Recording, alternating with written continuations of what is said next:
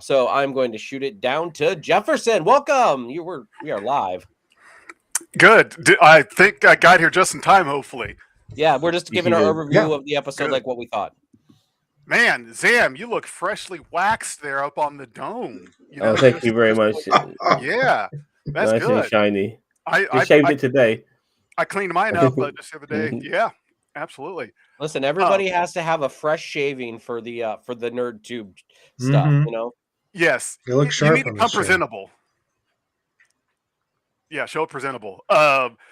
So initial thoughts for me on the episode is another knocked it out of the park.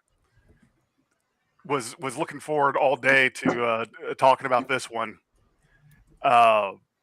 We got not closure. We got the follow up that we've been wanting so much ever since we got What You Leave Behind, and the thought of what a season 8 of DS9 would be like.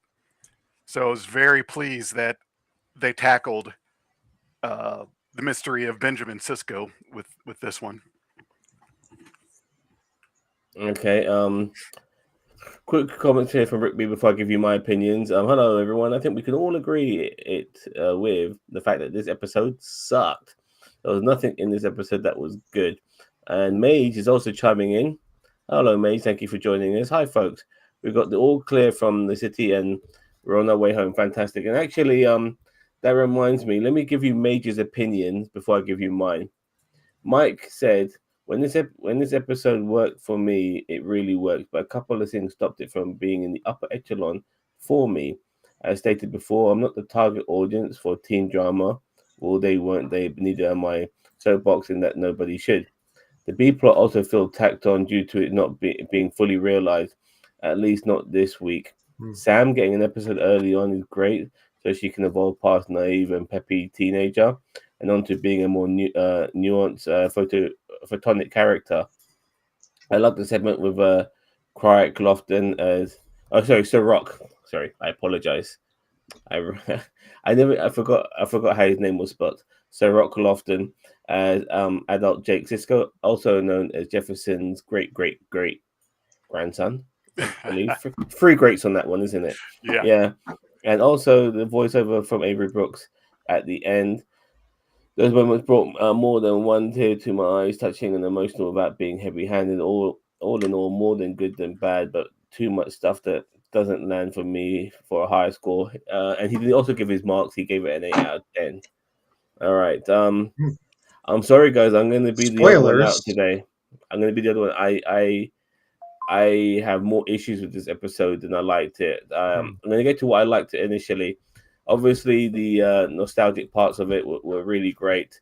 Not only is the Doctor now part of this series, so is Dax, which is excellent. So we have a Voyager character and a DS9 character back on this show, and seeing Sir Rock on our screens as an adult Jake Sisko was really cool. The entity that Sam was speaking to, I know that voice. That was Avery Brooks, yeah? No. Okay. No, Avery Brooks was at the very end epilogue, but you mean the voice of the No, sorry, I apologize. Holographic Avery Brooks. Yeah, sorry. I thought I meant to say John Delancey, but I don't think that's him either. No. I mean, I can't say that I thought that it sounded familiar to me. It was just I knew there was some. I really thought there was somebody there, but overall, what I did like the opening of this episode made me realize to myself, you know what? I don't think I'm gonna like this one. With the sort of like, there's this thing you guys do across the pond where you try to make humor through awkward scenarios and situations, and I don't really appreciate that. That's my whole personality. Yeah, but then you also throw this whimsical music in it, like it's like Malcolm in the Middle or something, and it just. For me, it just doesn't work as in Star Trek that much.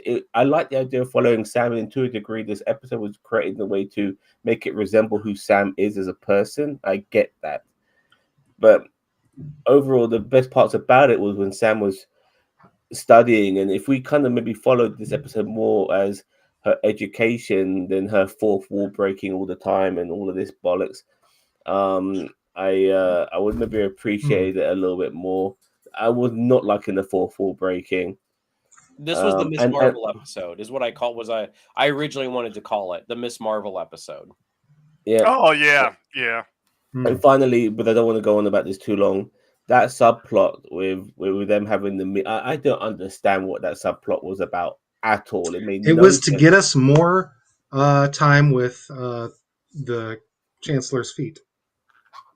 Yes, and so like, yeah, I thought this like the elements of this episode I did like. It did not save this episode whatsoever, and but I did like some of the elements of this episode. But overall, this is a dud for me. But let's start talking about some things here regarding this episode. Like I said, with the opening of it and knowing that it's going to be a Sam episode, I don't know how you guys felt with this intro.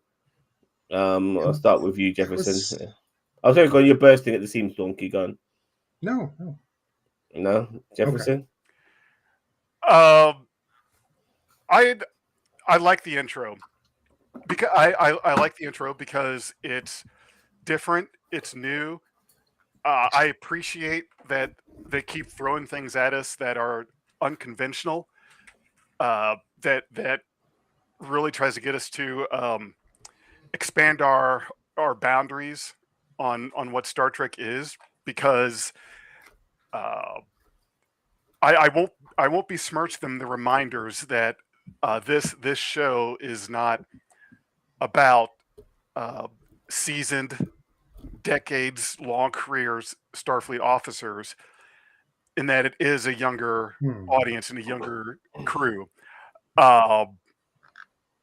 And instead of putting young adults and make them stiff as if it were, your traditional Starfleet military, no one smiles or laughs academy, that'd be one thing. But actually embracing the age of your characters and where they are, I think it was cool. I liked looking at it because that opening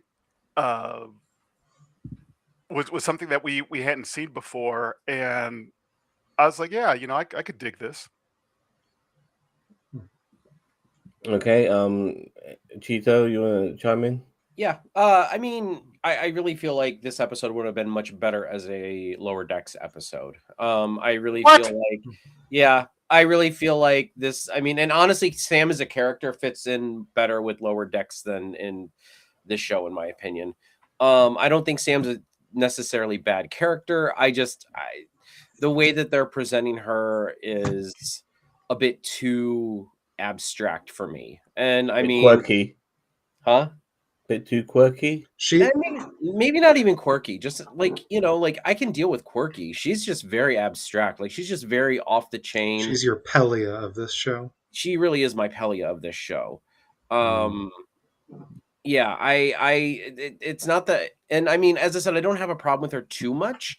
The drunk, I mean, if we're just talking, I'm not trying to derail everything, but like the drunk parts, I absolutely hated. I thought it was dumb. I thought it was the fact that they could just turn her up to 12. Like it would have been more fun if they would have been like, okay, as we drink, your thing will go up so that you act more drunk with us or something like that, or so a little more creative. But no, he's just like, oh, we're just gonna turn it all the way up, and now you're just she did that. The Mario box of ding ding ding ding. Yeah, and I'm like, no. So yeah, so I mean, and as I said, the Miss Marvel parts of this, whatever. I didn't think it was that great, but at the same time, this show is not geared towards me. So that part, maybe I'll get my kids to watch it and see what they think. Yeah, no, they're not going to watch it. They won't watch any Star Trek because apparently I'm a nerd. So yeah, my kids, Donkey, like they won't. I can see them calling you a nerd. Yeah, but they do all the time. But anyway, yeah, I don't know. Sam as a character is a little bit grating because the thing about the Doctor is that when he came in, he was kind of like very matter of fact and he was kind of an asshole. And like, did I want her to be that? No.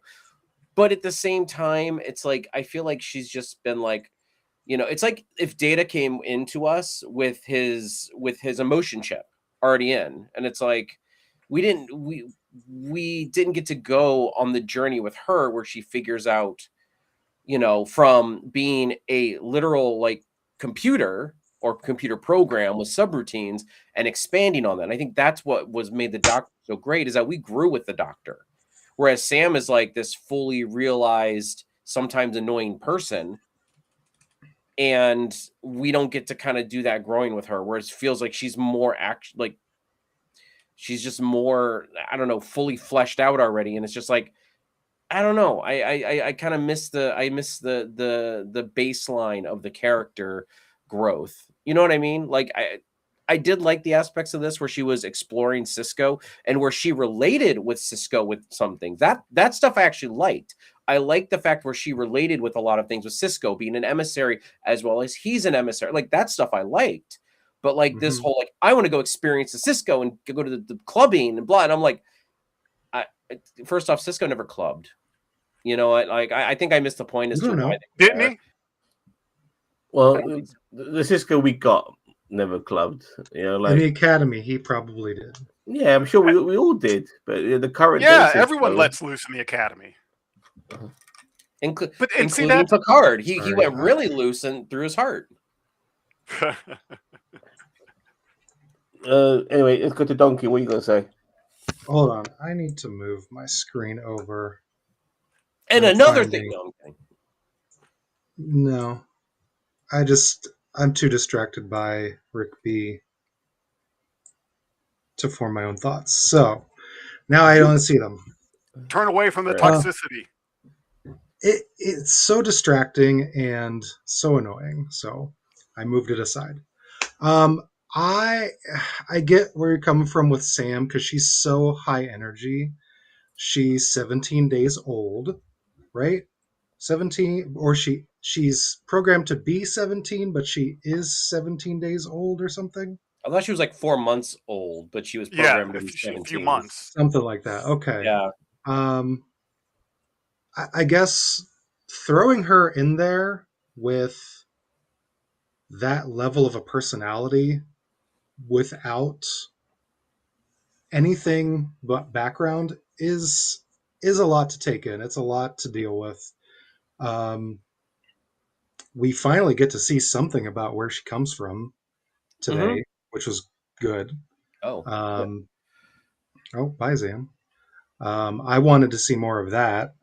Kind of the motives behind the place she comes from, which I was not getting good vibes from where she comes from at all. Like, we're going to you're a failure. We're going to terminate you in 1 week if you don't. Like, not good there. I really appreciated that she's learning the theremin, like, so she can play the TOS intro for us maybe one day soon. That'd be good. I don't know. I feel like it's another issue that we've had with all the other shows where with only 10 episodes, we're losing that background. We're losing that ability to flesh this character out. So instead we get immediate hyper high energy when we could have had some fleshing out to make this character more rounded. I don't dislike her. I think there's a way to go. There we go. Rick B said it. Love this episode. It's the best Star Trek episode ever. We frame it and we have it at the top of every episode, everything we do. Okay.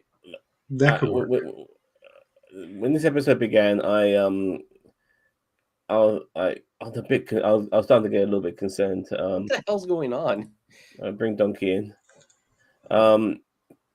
Like, when she's walking around and she's like doing her thing and like everyone's speeding around her like she's the Flash, like what the hell? And then one guy stops and gives her a fucking howdy do, and what the hell is this bollocks I'm watching here? So there's a lot of perception issues that I had with this episode too. Like, what's real, what's not real? Is she imagining things? Can she imagine? Like, that was one of the things I was going to get into.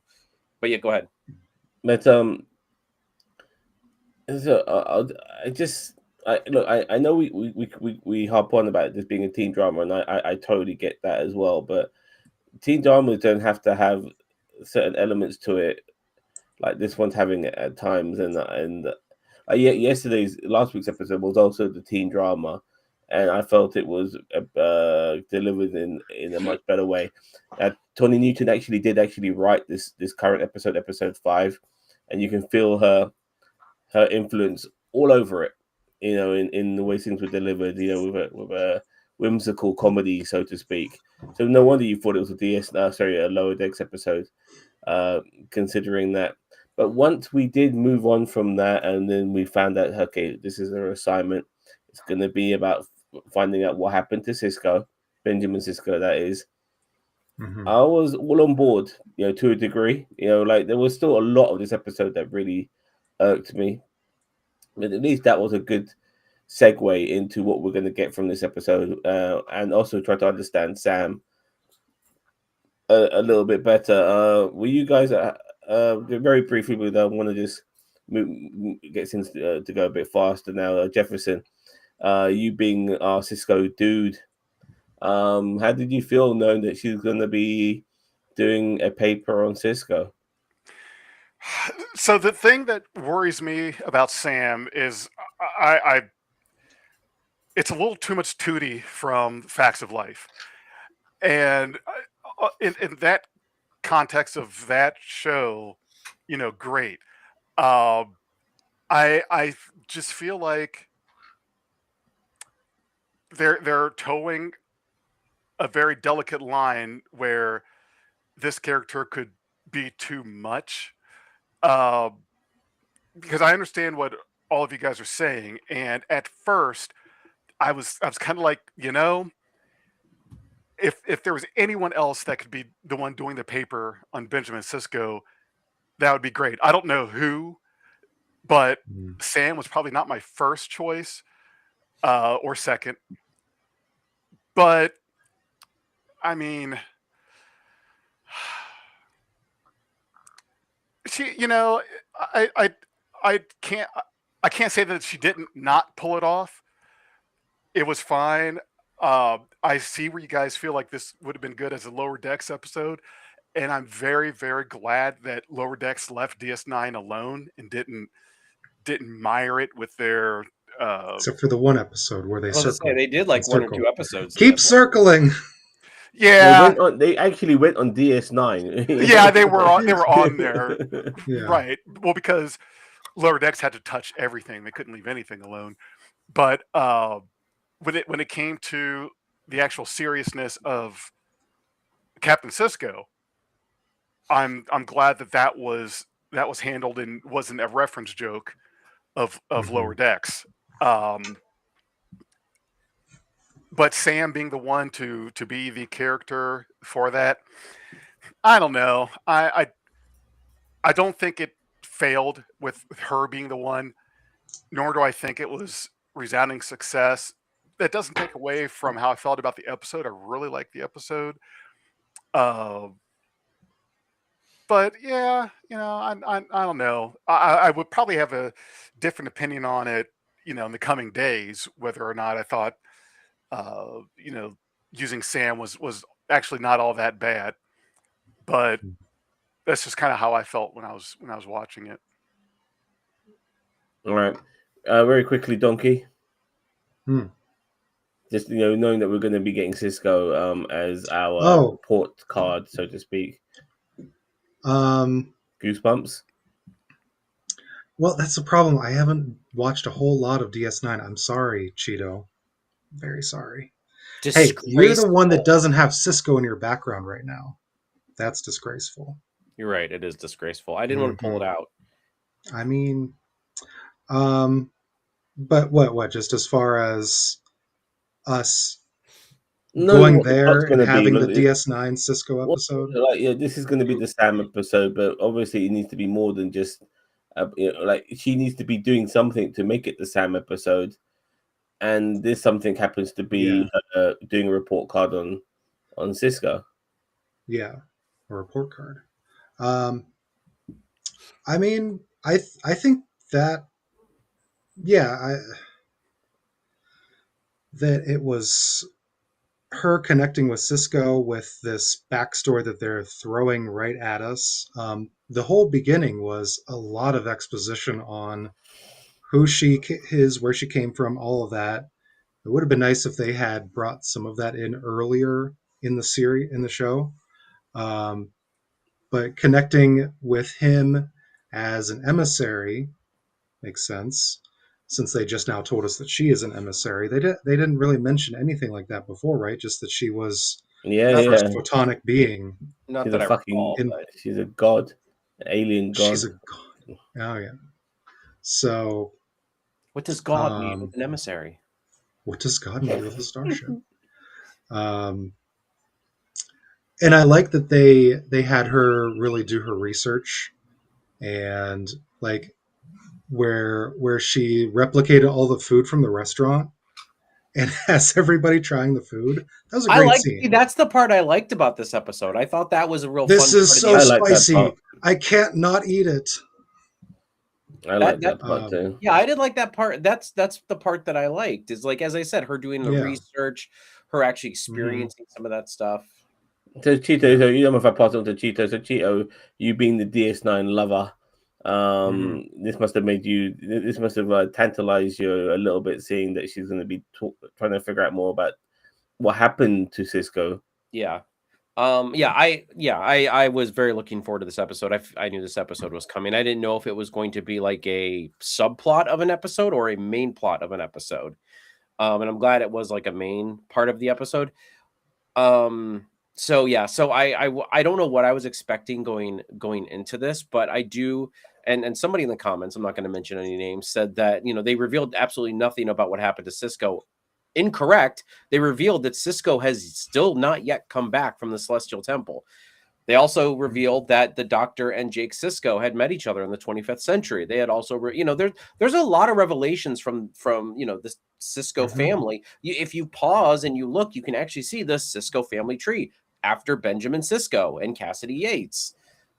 So there's a lot there to there's a lot of closure here with a lot of the Sisko stuff. And honestly, I'm glad Sisko never came back. And I'm glad they closed the book on Sisko. Not because I don't want to see him again, but just because it's like sometimes you just need to close the book on some stuff, like Yeah, yeah. You're right. And the thing is that Avery Brooks is not coming back to Cisco like Sir Patrick Stewart did for Picard. Um, he's firmly retired, so you're not going to get his appearance, like in a revival. Even the epilogue at the end of this episode wasn't something he recorded for this episode. It came off of a jazz That's what I album. was wondering. Right? Yeah. No, he didn't record something new for this. It was however, just he did go over the episode with the producers. I did right. hear that. Right. Oh. There was that. Yes. They didn't just do it without him knowing. Yeah. It's just that he didn't add anything new in regards to his face, likeness, or voice. He didn't even do a line read. It was something he had previously had done. Um, but it's a tough one. It's a tough one because you want to have closure on the character, especially after uh, you've been bringing well, not so much closure, but bringing characters back that we grew up with in the '90s era Trek. We got more of the whole TNG cast. We got some more of Seven of Nine and Tuvok Hmm. and and all of that. But for DS9, they never really quite went there with any of the characters. It's like they always just kind of danced around it. They would do TNG, then skip to Voyager, uh, and I don't know why they always seem to kind of shy away from DS9. Except Lower And Decks. what? Except Lower Decks. shut up, Cheeto. Keep circling. And yeah, but I think that that's a tough call to make. Is that okay? Really, we're going to have to. We want to have some kind of some follow up. Let's not call it closure for Cisco. Some follow up, but yet it's 1,000 years after we last saw him. We're never getting Avery Brooks back. But as soon as we do this, like that's it. He can't suddenly decide he's going to come out of retirement and now you can only be a part of the 32nd century and a something that no one's ever going to, you're not going to believe. It's already hard enough to believe that so much attention was devoted to this character of that age, and they're doing a little, they're getting a little too close to stretching the belief that after all of this time that we have the doctor, okay, sooner or later you're going to have to answer as to how and why the doctor is still operable and still around after this much time. Okay, that's coming and knocking.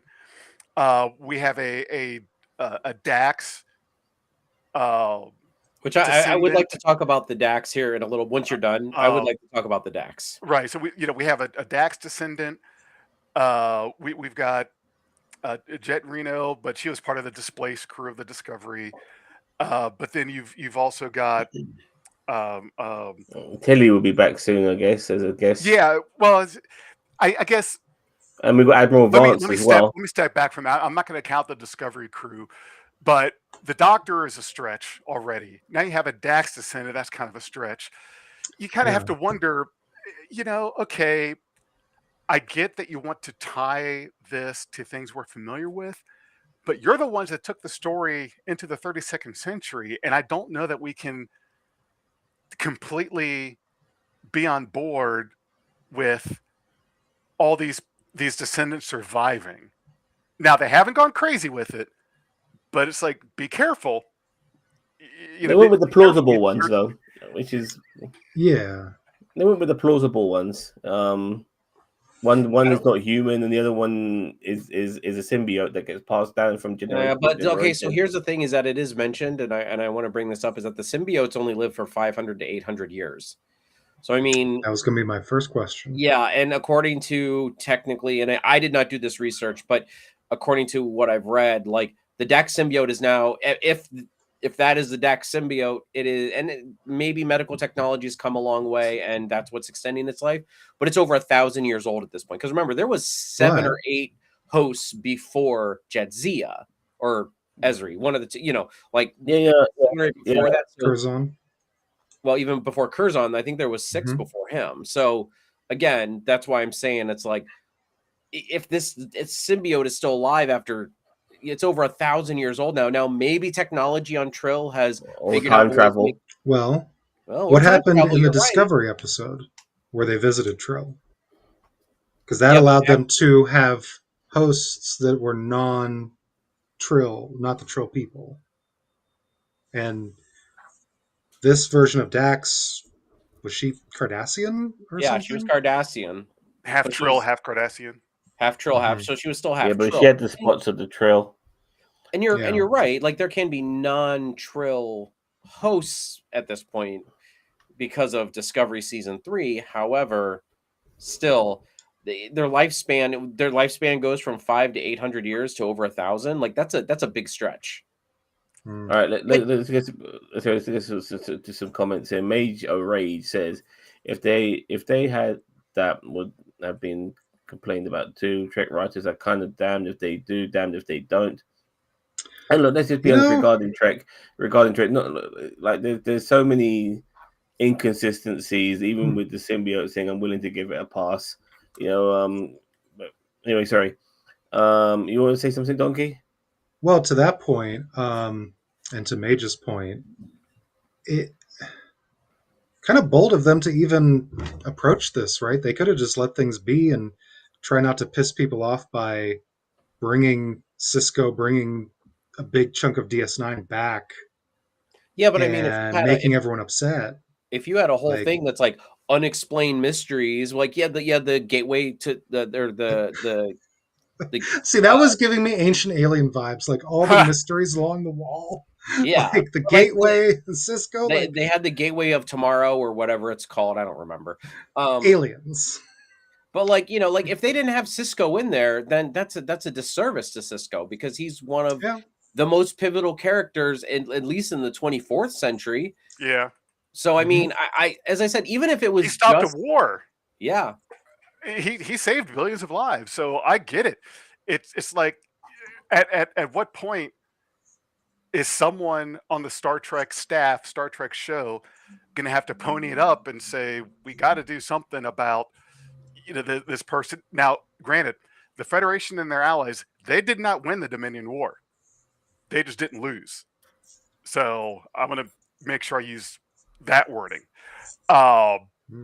And I think that uh, as important as he was, there was going to be a reckoning as to you've got to have some kind of appreciable, respectable something.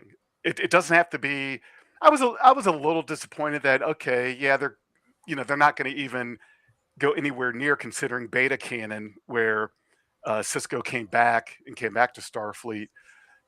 But it's I also appreciate that they didn't try to solve any mysteries here because it was already a tricky subject to Mhm. bring up anyway. And who wants the responsibility of one, that, two, being the one to try to come up with some way of Cisco coming back from the prophets now, because there was an episode about him. So it's like you're right. There was no way out of this one, but you really couldn't just keep ignoring it. Mm. All right, so back to the comments. So I'm going to get to this one. I never read it. We don't need any closure for Cisco. He had the perfect ending to his character. Leave DS9 alone. They established that the Doctor program could run for centuries in Voyager, though. Fair enough. Thank you, May, for mentioning that. Daniel Vance, welcome to the stream. This episode was like an episode of Mork and Ork. Wasn't it Mork and Mindy? With Mork calling Orson to give his report. Come in, Orson. Daniel Vance also says symbiotes can live up to 20,000 years. I called Dax's return when What? we were talking about I would like a character. reference on that because everything I read said anywhere between 500 and 800 years. Maybe Yeah. in there's a reference in beta canon to them living for thousands of years, but I mean, sure, if you want to consider beta canon, but still thousands is a lot different than 20,000. And So seriously, I believe this, you, Daniel Vance, but I want references so I can Okay, look it up. a couple we more need the questions. receipts. I want So a couple more questions. this, Sorry, you go oh, go on. ahead. No, please, It please. was a virtual exhibit within Starfleet Academy. She didn't go to New Orleans and touch things and Yeah, poke she and brought New prod. Orleans to her. Yeah, it Yeah, was just Yeah. which is holographic. funny that it's like, oh, we have teleporters, but we're gonna have a virtual museum But the come orb here wasn't. Yeah. instead of just teleporting over there. I But thought it was I kind of guess stupid they that have she to keep it was. so grounded. Well, I thought it was kind of stupid that she was like sitting there talking to the orb like it was actually there when it was established that it was like a hollow recreation of the Yeah. museum. That was Yeah. one of my big disappointments. We're talking all this, and we didn't even leave. We didn't leave Earth or San Francisco when we very much could have. You could have left. You could have gone to New Orleans. I agree, but sorry. Let me just. Could I have gone want to DS9 or tell us what happened to the station. to. I was Yeah. about to say I'm pretty sure DS9's not there anymore. It's probably gone. Yeah. Decommissioned. Yeah. Proof. I like how she was walking around the Cisco Museum and just allowed to touch her finger and orb. Why is that orb not on Why do you have to Basil? Yeah, and it's a hollow finger? recreation, Yeah. Daniel or Rick Yeah, the B. virtual museum, Rick B, as Major says. And that's and was that Benny's typewriter in the museum? Jake always used to use a pad or I write did by hand. notice the typewriter from Benny from the episode what's it called? The one where it's Far beyond the stars. yeah, Far Beyond the Stars. Mhm. It's a fever dream of Cisco's, and who's to say that Cisco didn't like recreate it before, or at least describe it to Jake, before Mhm. before he left. I want to get back to all of this, but let's just quickly cut to the subplot for very, very briefly. Oh Two yeah, there was a subplots. subplot. There was two to a degree. I want to be very brief on these. The first one was obviously with the other kids still having their issues with the warrior class of Starfleet. They're still fighting, putting fucking bullshit lines on the ground and stuff like that, as kids do. But that seems a bit too young, for these adults, young adults, so to speak, to be doing shit like that with these guys. But they also go clubbing at one particular point, and they all get drunk, and then they throw a fight. And I have to be honest with you, seeing Sam punch that girl in the face was very satisfying. I don't know about you guys. That was great. But at the same time, what's his face? Caleb and the Betazoid chick, the Betazoid girl. Yeah, their relationship is almost becoming Romeo and Juliet now because they're part of two different factions. Yeah. So, anything to add on it's all getting of that? drawn out. That's getting drawn out. Like you go to school next to each other. You can hang out together. You can have a relationship. You don't have to be weird about it because you're rivals or whatever. Yeah, fair Get enough. on with it. But obviously, the rest of their group want to divide. I mean, it's not just them, but also Jaden as well. He's dancing with that other lad. Like let him have Kyle. some fun. It means Kyle. Yeah. Jefferson, Cheetah, you got anything to add? Not really about the subplot. I didn't care anything about. I really didn't care. Like maybe if we saw some of the interactions with like this alien race, that might have been a nice little diplomacy moment for the War College or whatever, or maybe see these two characters. But like, all we got was a cute little dinner tea party where we got to see, what's her name? Trig. I can't remember her name. Tig Notaro. Yeah, Jet Reno. Yeah, Jet Reno. That's it. We got to see Jet Reno be Jet Reno. I'm going to get to that subplot in a second. I want to talk about this one first. Wait, which one are you talking about? I thought you were talking about the kids at the bar and the bar. The kids at the bar. Nobody cares. Yeah. That was dumb. I like that because I spent a lot of time in the bars when I was at Ohio State, and that was the campus life. You go out clubbing, you go out to the bars, and it reminded me of that. So it was like, wow, yeah. I mean, that's what it was. That's what it was like, and that part was cool. Now I've never been in a bar fight, but Oh yeah. I mean, I've always wanted to, but you really don't. Not like the movies, huh? It's not too late. So I was good with the club scene. Yeah, being at the bar drinking. Okay, get to the next subplot, which is the part of the series where episode. Sorry, I didn't understand what the fuck was going on. What was with Holly Hunter's character and the other dude who is part of the War Division?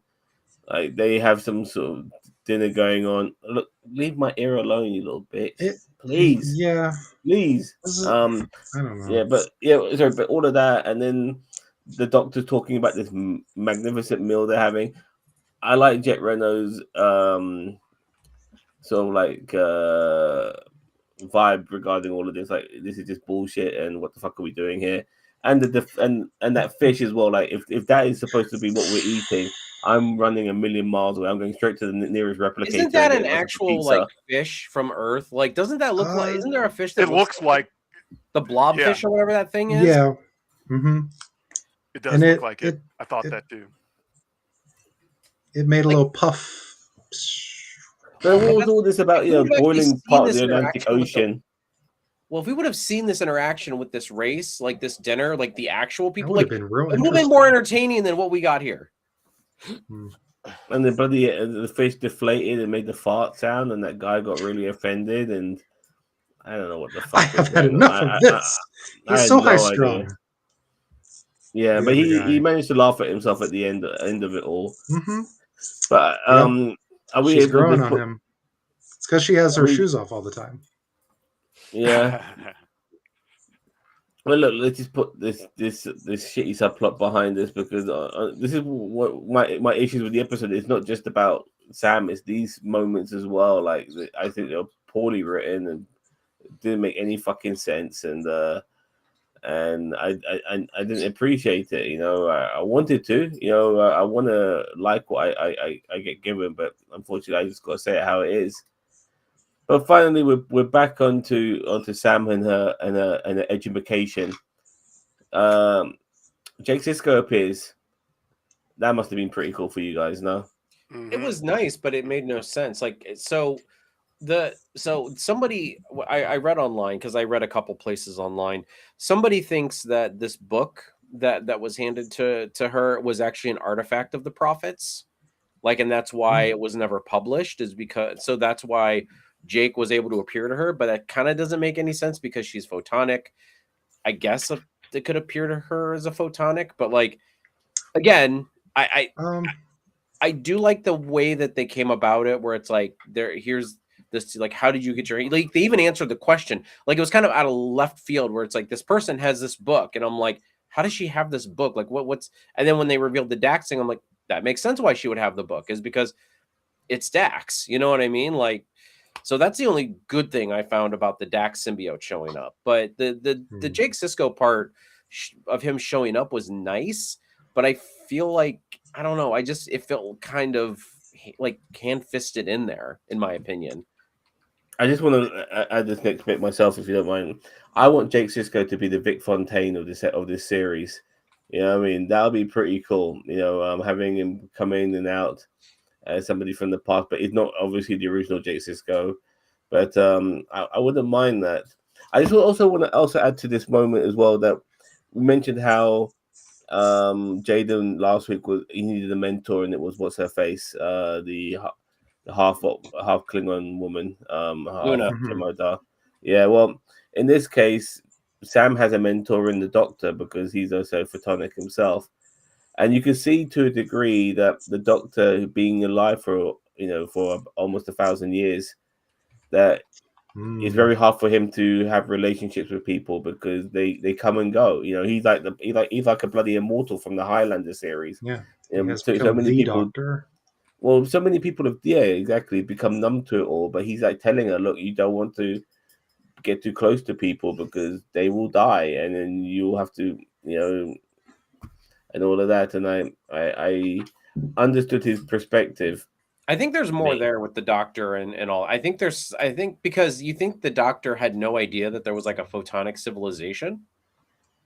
You know, I like, mean, it was just like in Picard where they pull the planet of synthetics out from their ass. yeah, I mean, and It's that's just true. That is this exact same scenario. It's like, yeah, so that, like, but is this a part of, like, is this race? This race then isn't a part of Starfleet, because I thought that the No, planet of photonics was a part of Starfleet. So, hmm. no, you know, no. no, Sam's yeah. basically sent as well, like an emissary As an observer yeah. yeah. to enroll in the school, kind of like a foreign exchange student. Yeah, yeah, yeah, Um, yeah, and also nice touch as well. Them reminding us, was it Zimmerman, his Hmm. creator, yeah, who Yep. we did see in that one Richie episode of Zimmerman. DS9, Hmm. and he brought that back, and obviously he admits Jake Sisko himself once Voyager got back to the Alpha Quadrant. Um, but nice little touches and tie-ups and stuff like that. But when we get to the, and I want to start wrapping things up here a little bit, fellas, as we be speaking about this quite a lot. But when we got to the end of this episode, and we saw Jake once again appear and talking to Sam, these are the moments of the episode. As much as I had an issue with it, these were the episodes I did love. You know, like filling Hmm. in some of the gaps. Jake is a really good character. I would love to see Sarok, like I said, come back in this show as a hologram. That'd be great. But Well, I him, mean, but this is the yeah, fever dream part I was talking about. It kind of made no sense to See, me. Like, I liked the part. Don't get me wrong. I really liked it, but it just was like,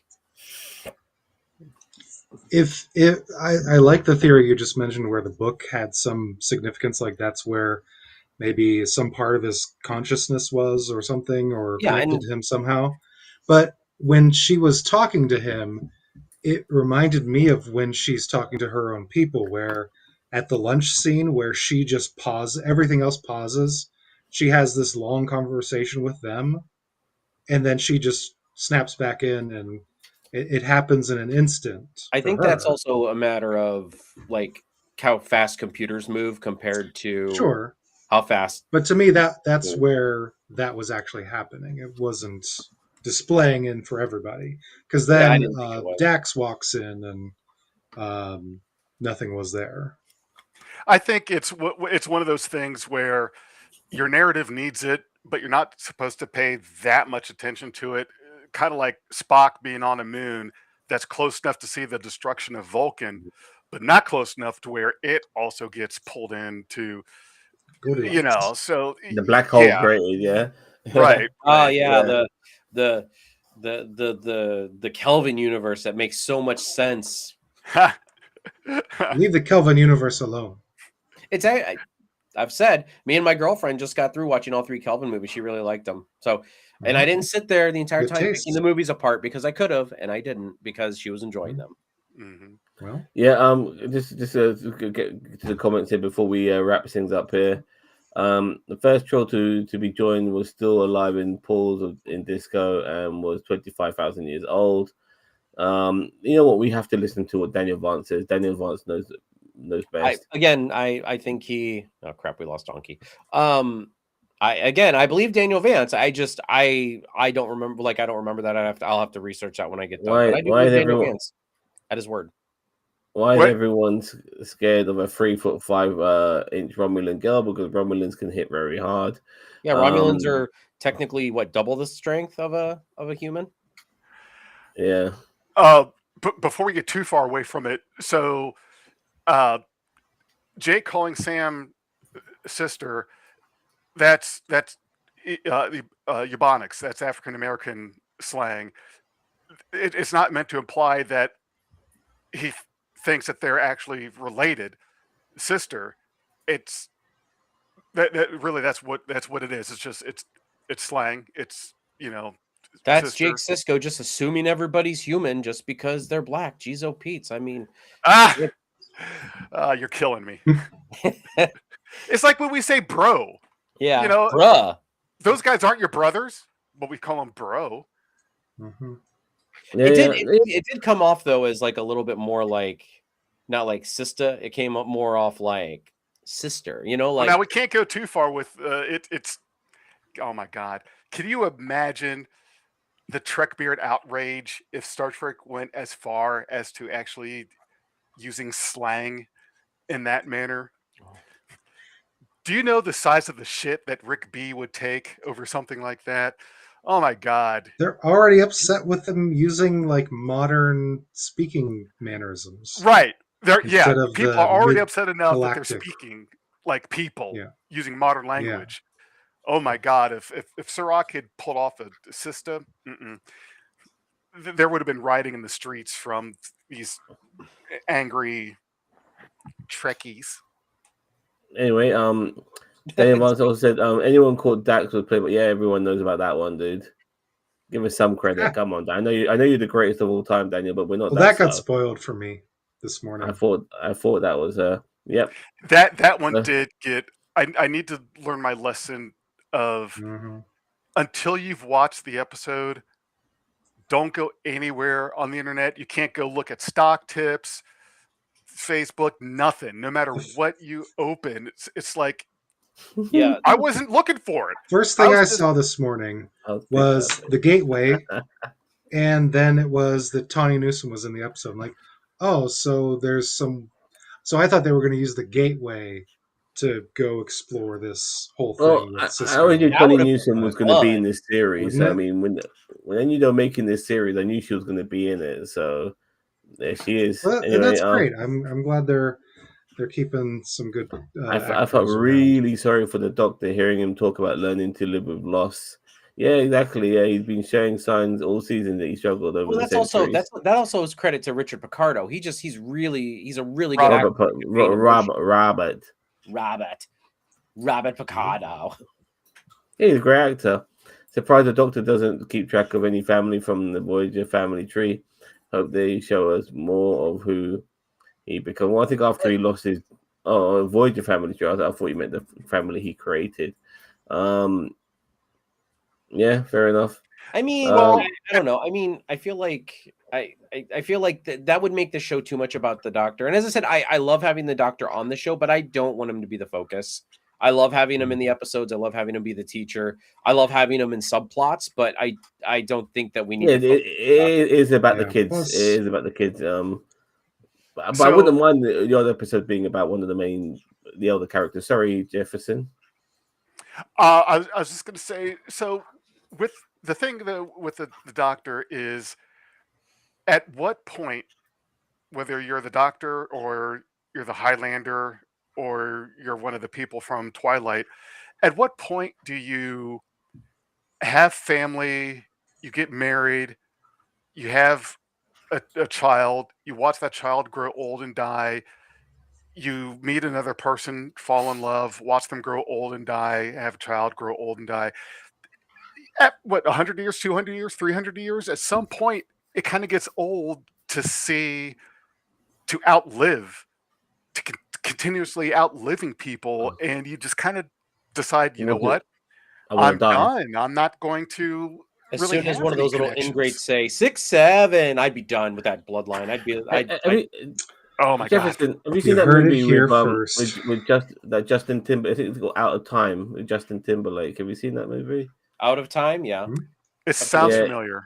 It's one where basically currency's been changed to time, and so and you have a clock on your arm, and if that goes down to 0, you're dead. It's a really good movie, actually. I I have to really look like that up. movie. I don't think I've heard of that one. But basically, one of the like billionaires basically have a shit ton of time. But one particular guy, he'd been living like for like 150 years, and he just like, I need to die. Like I've been living, he's still young looking, he still looks young, but he's like, you know what, I just don't want to live anymore. Like, and he ends up giving all his time to Justin Timberlake, who's just a poor guy with hardly any fucking time on his arm. I'm 48. I don't want to live anymore. Yeah. I mean, but fuck. So I do I look believe at Dick Van Dyke turned 100, and it depressed me. Like, oh my God, it could go on for that long. Another 50 plus years for me. He keeps himself fit. I mean, I'm not sure about the rest of us. I mean, that guy works out almost every day. But anyway, look, a few more comments here. Why would the aliens make a low IQ hologram to go? She's not low IQ. He already posted that earlier. Like, sorry. No, but here's my thing. He's asking it again because we didn't answer the question. The reason is plot. You know what I mean? I would like IQ. He's just not knowledgeable. Like it's learning. Why does any non-corporeal being send anything into the real world? Why do they send themselves into the real world? Like they do that all the time. They send themselves, and then like how many Star Trek episodes in your favorite era, the Berman era, did they send the beings non-corporeal go in and take over people's bodies just to live as normal humans? You know what I mean? Like and experience normal humans. Okay, so they sent a hologram instead. Whoop-de-doo! Like it. No, look, you like them on these. There's little things even in other series or other movies I do. that use sort of terminologies that are 20th or 21st century. Like I remember Uhura saying, "Well, that thing's got to have a tailpipe." Who would say that in that era? Yeah, like I mean? A tailpipe. They don't even have they don't have like automobiles that run on gasoline. You know what I mean? Like yeah, exactly. No, that's the perfect point, Zam. Is like, but my thing is like, who cares? Like, yeah, 32nd century. Like, there's what future wording is. Yeah. Sometimes I hate it when they make up slang that's like supposed to be slang in like 50 years or something. What is it like? DC loves to do that. They're like, well, all the slagging blah blah. Like don't make it up. Just I have a much better time. My fiance and I just did a rewatch of Firefly recently, and something that I didn't notice before that for whatever reason now really stuck with me was them trying to interweave futuristic-ish slang with Chinese. This time around, I realized just how confused I was to what are they saying, and it was actually more of a distraction. So uh, I appreciate the effort of trying to talk like it's futuristic and create your new words and slang, but I also appreciate the fuck it. We're gonna talk the way we talk today. We're not making up Mhm. words because people aren't going to understand it. We're just using today's language. Leave us alone. Yeah, I mean, I like, can respect that. yeah, as I Yeah. said, it's not like let's just maybe the show has a universal translator on it, and it translated into it translates it to our speak today. So when they start going on going, It dumps bruh, it down. bruh. So If I'm you gonna want get to. futuristic slang and language just for the sake of it, go watch Firefly and Or tell you know what? me Put yourself that in you a can't cryogenic chamber. understand half of what they're fucking saying. Put I'm yourself gonna in a get. cryogenic chamber, freeze Hmm yourself for 1,000 years, and then wake up when we're all dead and we don't have to deal with it anymore. I'm gonna. I'm gonna get to the rest of the comments. Once we conclude Another lousy millennium. this podcast, but just to conclude the episode, we know Cisco went or yada yada, or what's happened to him, but we got some nice moments, obviously, with Jake, as a fill-in, in my personal opinion, but doing it really well. Like I said, really good to see Serok back on our screens playing this legacy character and all of that. So that was great. But then, just to add to that moment of nostalgia and ooh, that's pretty cool as well. We find out that Sam's I got him. teacher regarding this particular project happens to be Dax, and that was a really, really cool moment. So we have a lot of legacy characters in this show now. Um, And honestly, you I'm not know, that upset about it. As I said, to me, it just didn't make sense for the Dex symbiote to still be around. But honestly, am I mad about it? No. And honestly, if Tawny Newsom's a reoccurring character, I'm okay with that. I want her to be back the rest of the season. I I like think she Tawny will be. Newsom, and I think it's great because Tawny Newsom is a true blue Trek fan. Like she Yeah, actually she likes is. Trek. So I'm like, I would love to have somebody who loves Trek acting on the show who can help co-produce and kind of direct the hmm show.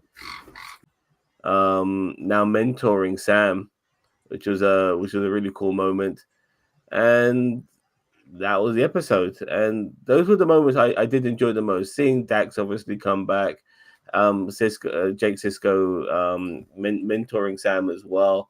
Those DS9 moments, and then when the episode ended, by the way, it said thanks Avery, and then we got the hmm DS9 music, And and then I thought to yep, myself, it's capped with the theme. I thought to myself, hold on, is Avery Brooks dead? So I quickly, so I quickly went online and just checked. No, he's lucky, he's 77, he's still alive. Thank God for that. You know what I mean? And I by the way, flinched briefly from when I saw that too. I was like, "Well, wait a minute. No, he's okay. We're good." yeah, yeah, exactly. So I think they were just basically saying thank you for, which I mean, let's be real, like Avery Brooks. So I love Cisco. Like Avery Brooks's contributions to Star Trek since Deep Space Nine has been minimal at best. hmm He wants to distance himself from Star Trek a lot, and unfortunately, I find that to be very, very, very. I don't know what the word I'm looking for. Like insulting, upsetting. only, yeah, a little bit insulting, only because it I feel almost like seems Tom like he Welling makes his own. not wanting to wear the Superman suit. I know what you Yeah. mean. It's like that. And DeForest Kelly, he got pissed off. With his career was basically bones. And he wanted. I heard that he was upset that his career wasn't more than that. But sometimes you got to be happy with the cards you're given. As an actor, to be a legacy character, it's a great thing. I think some of these actors back, the oldest old school actors couldn't really appreciate it. But like some of the other actors nowadays, like the guy who plays Harry Kim, you don't see him in many things, but he'll always have that. He'll always be Harry Kim in Voyager and Star Trek, and it helps. And he But might even get he him other came back for roles. an episode of Lower Decks. I mean, even Yeah, even though yeah. the actress who played T'Pol, she had a very bad experience on Enterprise because of producer sexual not sexualization like sexualization and everything, and just dealing with like the male misogyny on set and stuff like that with producers, not with the actors. I want to be very clear, but she has said Mhm. that like she's dealt with a lot of shit back behind the scenes with No, a no lot of doubt. like the producers and stuff like that. You know, there was in London there was a really cool moment where the last 5 captains, so that was basically from TOS down to Yeah, the Enterprise. captain's log or whatever it was called, like the captain's chair. Yeah, The so captain's you log. had you had Shatner and Stewart Mulgrew and and um, Brooks what's Stewart. and Bakula all there. And then there were talks actually of making a movie where the 4 captains who 4 of the 5 captains were going to come back and save Cisco and bring him back to Earth or something like that.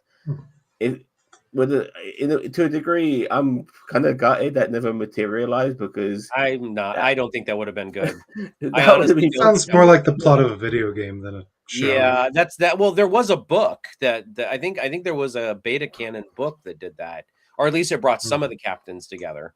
But I think that would have been a bad. Like, look at how Star Trek Generations turned out. Like, I like a lot Yeah, of Star Trek Generations. Legacy, the I like game. Star Trek Generations, but like even that had mixed parts of it when you brought yeah, but Shatner and a lot, Picard together. yeah, but the TOS guys were fucking over the hill, you know what I mean? So and There's only 3 of them left. Well, no, but yeah, I mean, but you can bring in like Paul Wesley or Chris Pine. You know what I mean? As a younger version. Fuck Shatner. I don't yeah, care about him. yeah, I agree, but it's a shame that I don't know. Bring in A part of me likes the idea of like these 5 legacy captains from the lot from the first 5 Star Trek series coming together, you know, and you know, or 4 of them coming together to save Cisco. It's like the fucking A-Team, you know. no. But I love. anyway, So here's your plot right here. Okay, so you get Chris Pine as like Kirk. You get Tom Hardy as a young Picard, mm-hmm. and then you get like Bakula, Mulgrew, and Avery Brooks to come back as Yeah, like yeah, you could do it. Yeah, you could do that. Maybe this could be our Doctor Who crossover. yeah, And then the right. doctors can bond about being old and watching everyone they love die. Well, look, the thing is with this series, though, by the way, that because we don't have like 22 episodes a season, we only got 10. Like having only a handful of episodes every season means that when we do get these character episodes, they are going to take up several of the episodes in the season. And now we do know that Caleb is that probably the main character of the show to a degree, and he still has his overarching thing with Paul Giamatti's character that has to be dealt with at some particular point. So we'll see how Yeah, much some of we the That'll other be haven't the heard last characters. 2 episodes. I'm telling you that I called it from the very beginning of the show. It's going to be the last 2 episodes. I Paul Giovanni comes back, and it's a 2-part finale. But at the same time, I want every episode to be like a character episode. Sometimes it could be like a group episode to deal with a particular problem. We need to get something like that as well, and we need these guys to go into space at least 1 more or 2 more times this season. And regarding other characters, they might have to have their time in the sun next season when it comes to Sure. them having a character episode as well. But before we mark it, let's just quickly go to some of the comments here. Oh Loss God, is loss. please don't. I keep I've been watching the comments. I mean, yeah, some of Rick B's are I, just I keep awful. getting dogs every 15 years of my life. Their lives are far less than mine. I'll never tire of them and family. Yeah, dogs are cool. I mean, Dogs are cool. he is true. That is true though. It's like how we look at like dogs' lives and stuff. Like we can go through several dog lives in our lives, but we still hold them all very dear. But do you still keep like let's say that each one of your dogs has a litter of puppies? Do you still keep up with all of the generations of puppies? You know what I mean? Yeah, Like Yeah. that's a eventually little it bit would get weird different. for the doctor. Like, It will get yes, a I little knew your weird. great grandmother.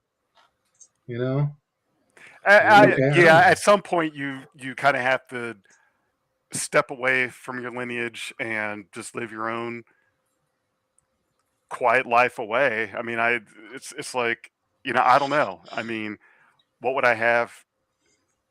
Would I still be if I was, 1,000 years old? Would I have stayed in touch and contact with my entire line? I don't know.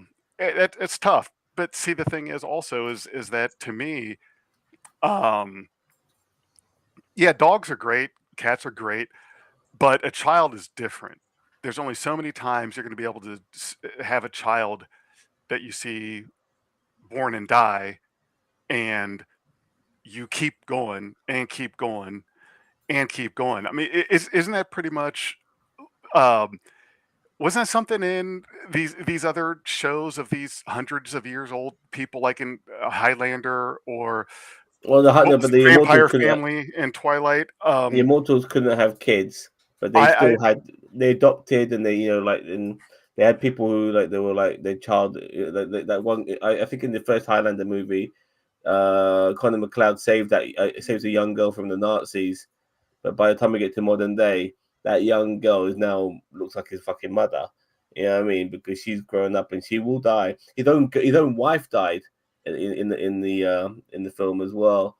You know, he stayed with her until she became old and died and stuff like that. And if you've seen Interstellar, Matthew Right. McConaughey, like he sees his daughter as an old lady by the end of the movie, because of like time and shit like that. But regarding the comments, there's a bit of a back and forth between Rigby and Mage.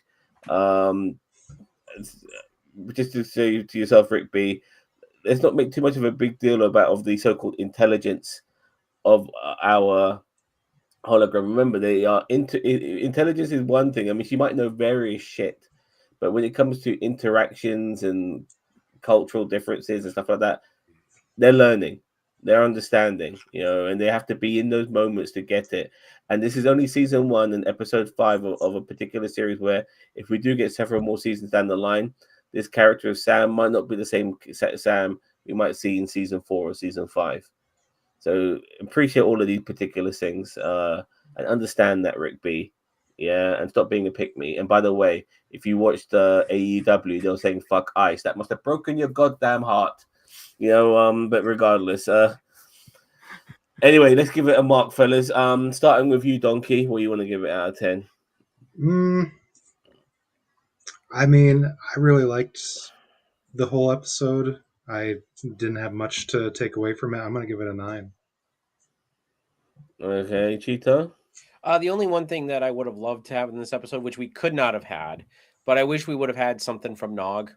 Like I know Aaron Eisenberg is passed away a long time ago, but honestly, one of the big, most influential characters in conjunction with Cisco has always been that scene with him in his office with Nog about why he wants to join Starfleet. And honestly, even if they kind of like just read something like some kind of speech or something from Nog talking about Cisco and all that and his inspiration for being in Starfleet, I think that would have gone a long way.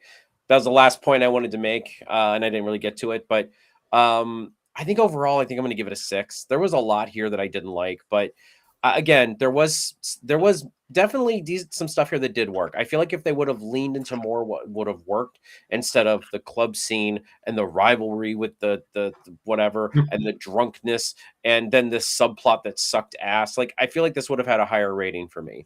But I mean, what worked in this episode did, and that's only reason why it's getting a 6 from me is because there were definitely a good couple moments in this episode. Jeff. I was coming in on a 10, and then after thinking more, talking to you guys, I got down to a 9. Almost pulled me into an 8. That's what Mage says about us. Yeah, you guys are so negative. No, it's not that. It's just when you watch something and you may have one opinion of it when you're walking out of the theater. When the Phantom Menace first came out in '99, I went to the theaters like 2 or 3 times to see that. It's like, this is awesome. This is Star Wars. We got Star Wars again. But now I can't really sit through that movie. It's boring as shit. So your opinion changes. Your rating of something changes. And over the course of the day, I mean, I appreciate that they tackled bringing, talking about Cisco and going for that whole topic. I didn't mind the bar scene at all because I remember those days. I thought that the dinner party plot I took that for what it was. I knew pretty early that that was going to be just scenery. That was we need to have a break in the action. It was a B plot because you have to have a B plot, and my expectations never got really high with that. So I kept the bar low. I would have to say I think a 9. I think I'm going to Wow. settle with 9. Quite critical, but you still give it a 9. Yeah, it's close, man. I'm telling you, it's the weight of the Cisco really held it together. I think a weaker main plot would have brought me down to a 7 or an 8 if we had still had the same B plot and C plot. Well, I'm afraid I'm going to be on the polar opposite to you guys today. But don't get me wrong, talking about this episode actually did elevate my score by 1 solitary point. So instead of giving it a 3 out of 10, I'm now going to give it a 4 out of 10. I give it a 6. I mean, that's not that much higher.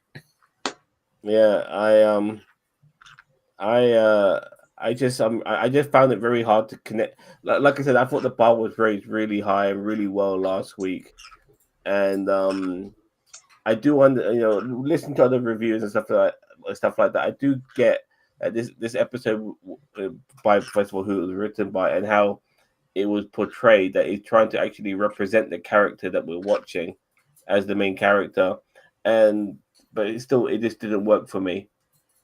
I thought some of the interactions, which was trying to be humorous, wasn't funny, and sometimes when they use this sort of music, I think to myself, it doesn't feel Star Trek like. It feels like it belongs on a different show.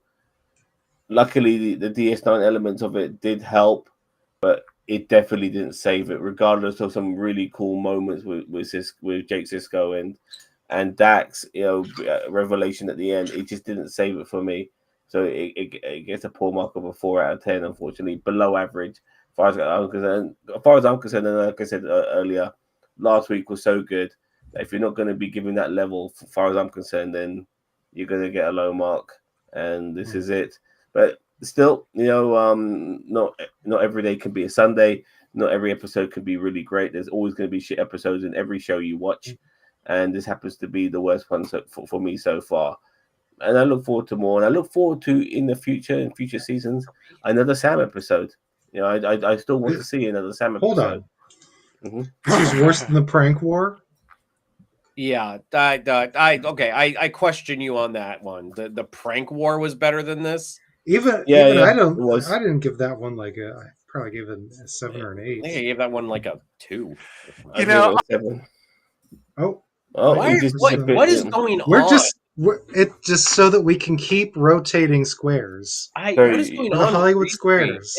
Because we've all disappeared, so it's got to be restreamed because it's not us. Right. I was real close to an 8, but the thing I didn't bring up as to what helped it, and I'm not going to give this much charity all season, but there were some little things that I saw that a lot of people probably don't notice or see that I appreciate, aside from just the focus on the story. I don't want to extend a review here. I'll just tell you that there were still that little things, attention to detail, that to me gives you a little bit of that push. You just like those Cisco royalty checks. Get out of here. We know what you're. I forgot to mention my 4 was also to do with that terrible subplot, which is also a significant part of the episode.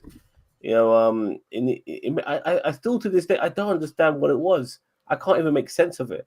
And nobody else has tried to make sense of it either, because it was bullshit. It was very bullshit. That, as I said, that if it had a decent subplot, it might have gotten a higher rating from me. But the terrible subplot and some of the bad parts of the main plot just brought it down for me. Yeah, but both subplots, like the drinking part and stuff like that. I mean, I have no issues with them. Their kids are gonna go out, they're gonna get drunk. Yeah, but that was a part of the main plot, though. You realize that, right? Like, yeah, it was. Mm-hmm. It's just that they started focusing on other characters, and the reason why I have no problem with the prank was because sometimes some episodes are not about an individual, but about the collective. and I Shit, liked it. Sam's a Borg now. The Yeah. collective. Are we About a the collective, collective? about the group, and We are the Borg. and playing pranks is what you do as a young person anyway. So I could appreciate that. Regard this little girl here, man. She's not letting me put my headphone back in. She's all on it. But yeah. All right. I think we're gonna wrap this up now. All right. Now that I'm home, you're gonna do a hotel takeover. We're about to wrap up, man. Wait. Calm down. She's Calm excited down. for him to join. No, that's he. She's on my. He? Look, it's 1:30 in the morning. It's almost 2 in the morning. I need to shut this fucker up. All right, everybody. Well, thank you for joining us here. If you haven't already, please like, share, and subscribe to NerdTube, the greatest YouTube channel kind of maybe sort of heard of. Thank you, Jefferson, for joining us. Thank you, Lord Donkey.